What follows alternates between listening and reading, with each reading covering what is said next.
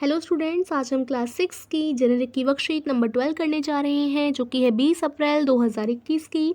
और ये वर्कशीट है हिंदी मीडियम के लिए। ओके, अगर आप इंग्लिश मीडियम की देखना चाहते हैं तो लिंक मैं आपको डिस्क्रिप्शन में दे दूंगी, वहाँ से आप इंग्लिश मीडियम की भी वर्कशीट चेकआउट कर सकते हैं।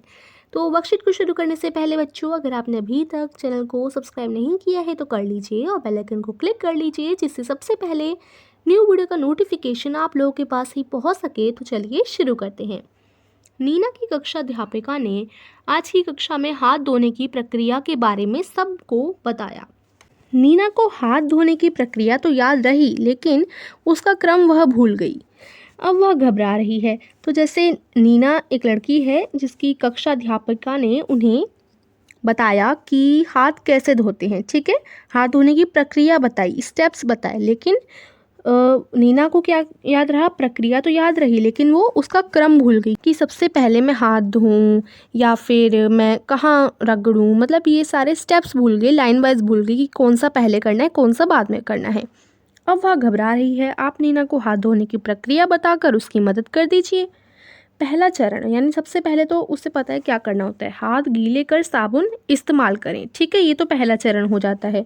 उसके बाद दूसरा हमें क्या करना होता है, यहाँ से हम छांटते हैं। देखिए दूसरा हमें क्या करना होता है, हथेली को आपस में रगड़िए, ये हमारा दूसरा स्टेप हो जाता है, ये हमें दूसरे नंबर पर करना होगा। उसके बाद हम क्या करते हैं, हथेली को पीछे से भी रगड़ते हैं, ये हमारा तीसरा स्टेप हो जाएगा, हथेली को पीछे से रगड़िए।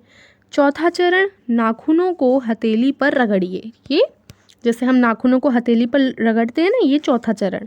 उसके बाद फिफ्थ स्टेप क्या हो जाता है, फिफ्थ स्टेप में हम हाथों को पीछे से धो लेते हैं, उसके बाद हाथों को तौलिए से पोंछ लेते हैं। तो ये 6 चरण होते हैं, ठीक है, और ये वाला पहला हो जाता है, हाथ गीले कर साबुन इस्तेमाल करें, ठीक है। तो ये मैंने लिख दी हैं, नंबर लिख दिए हैं, और यहाँ पर देखिए ऐसे भी लिख दिया है। दूसरा चरण, हथेली को आपस में रगड़िए। तीसरा चरण, हथेली को पीछे से भी रगड़िए। चौथा चरण, नाखूनों को हथेली पर रगड़िए। पांचवा चरण, हाथों को पीछे से धो लीजिए। छठा चरण, हाथों को तौलिए से पोंछ लीजिए, ठीक है। तो ये सारे चरण हो गए।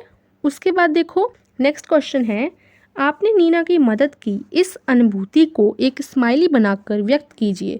तो जैसे आपने नीना की मदद की, चरण बताए उससे, तो आपको खुशी हुई होगी, तो आप यहाँ एक स्माइली ड्रॉ कर दीजिए खुशी के लिए, ठीक है। तो ये हो गया।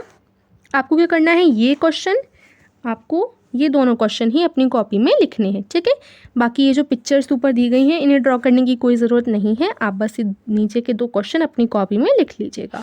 तो ये हमारी आज की वर्कशीट थी। आई होप अच्छी तरीके से आपको समझ आई होगी। अगर आपके पास कोई भी डाउट रह जाता है कमेंट करके पूछ लीजिएगा। वीडियो को लाइक कीजिए, शेयर भी कीजिए, जिससे और भी बच्चे जल्दी से जल्दी वर्कशीट को पूरा कर सकें। Thank you.